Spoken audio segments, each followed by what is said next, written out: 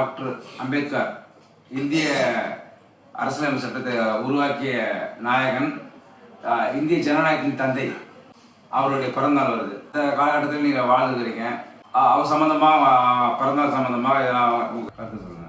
நான் நிறைய டாக்டர் அம்பேத்கர் பொறுத்தவரையில்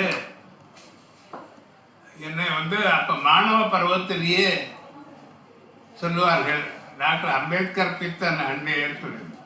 எனக்கு I was great hero worshipper of doctor Ambedkar மாணவ காலத்தில். ஏன்னா 46 சுதந்திரம் வருவதற்கு முன்பு 46 டிசம்பர் 9ஆம் தேதி நம்முடைய சாசன சபை கான்ஸ்டியூண்ட் அசம்பிளி உருவாக்கப்பட்டது.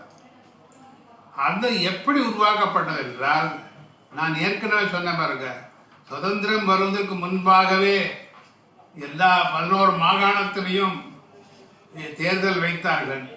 அப்போ 11 மாகாணத்திலையும் எம்எல்ஏகள் இருந்தார்கள், முதலமைச்சர்கள் இருந்தார்கள், சுதந்திரமாக பணியாற்றுவதற்கு வாய்ப்பு கொடுக்கப்பட்டிருந்தது.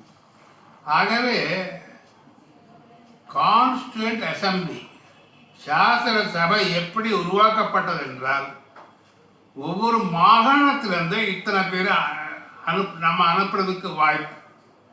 இப்போ தமிழ்நாடு சட்டமன்றம் கிடையாது, மெட்ராஸ், அதில் ஆந்திரா 12 மாவட்டம், தமிழ் 12 மாவட்டம், மலபார், தட்சிண கன்னடம் 26 ஜில்லாக்கள் கொண்ட மெட்ராஸ் பிரசிடென்சி, அதிலிருந்து 48 உறுப்பினர் நாம் அங்கே சாசன சபைக்கு அனுப்பலாம்.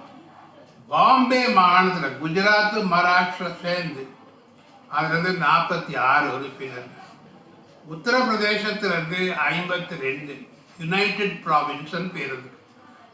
வங்காளம் 2 கிழக்கு மேற்கு எல்லாம் பெரிய வங்காளம், அதிலிருந்து 60 பேர் அங்கே சாசன சபைக்கு அனுப்பலாம்.